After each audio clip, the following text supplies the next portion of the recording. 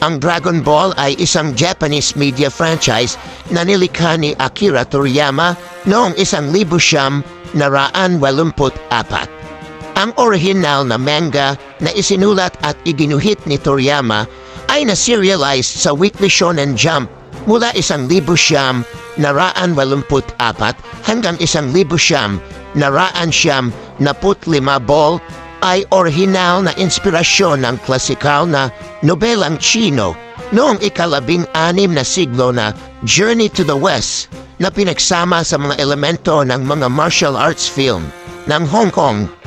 Ang mga karakter ng Dragon Ball ay gumagamit din ng iba't ibang mga estilo ng martial arts ng silangang Asya, kabilang ang karate at Wing Chun, Kung Fu.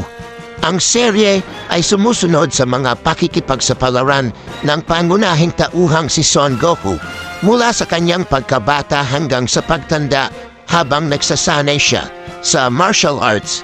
Ginugol niya ang kanyang pagkabata na malayo sa sibilisasyon hanggang sa makilala niya ang isang dalagitang babae na nagngangalang Bulma na naghihikayat sa kanya na sumama sa kanyang pakikipagsapalaran sa paggalugad sa mundo sa paghahanap ng 7 orbs na kilala bilang mga Dragon Balls na tumatawag sa isang dragon na nagbibigay ng healing kapag natipon.